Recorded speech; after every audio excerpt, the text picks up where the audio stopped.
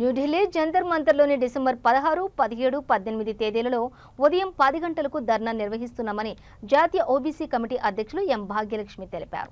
దేశంలో వేల సంవత్సరాలుగా దోపిడీకి, వివక్షతకు ఓబీసీలు గురయ్యాయని, స్వతంత్రం వచ్చిన నాటి నుండి అధికారంలో వాటా దక్కలేదని వాపోయారు.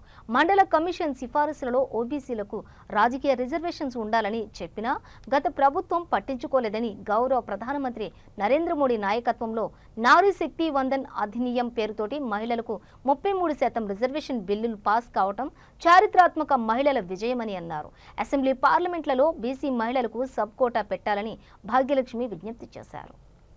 V3 ఛానల్ కు ముందుగా 3వ వార్షిక సందర్భంగా V3 న్యూస్ ఛానల్ ప్రేక్షకులకు అందరికీ కూడా శుభాకాంక్షలు తెలియజేస్తా ఉన్నాను.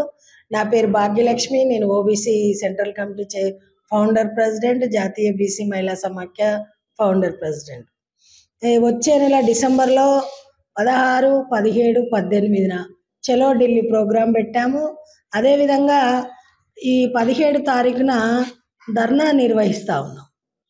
ఇప్పటికే అన్ని రాజకీయ పార్టీలు అంటే వెంకయ్య నాయుడు నుంచి మొదలుకొని ప్రియాంక గాంధీ నుంచి మొదలుకొని మేమన్నీ అందరికీ ఇంతకుముందే గత 18 సంవత్సరాలుగా మహిళా బిల్లుతో కోటా కావాలని 33% మహిళా రిజర్వేషన్ బిల్లులో మరి మాకు కూడా 50% కోటా కావాలని మేము గత సంవత్సరాలుగా మేము విజ్ఞప్తి చేస్తూనే ఉన్నాం.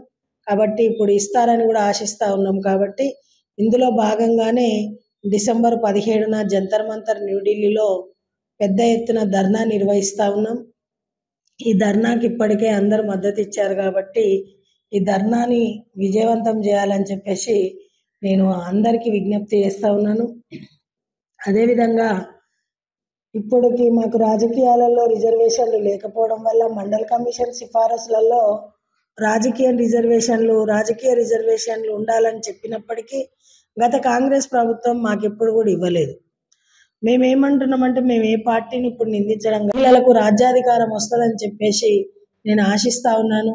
అందుకే దేశంలో ఉన్నటువంటి 545 పార్లమెంటు సీట్లలో కూడా 33% అంటే మాకు 270కి పైగా వస్తాయి.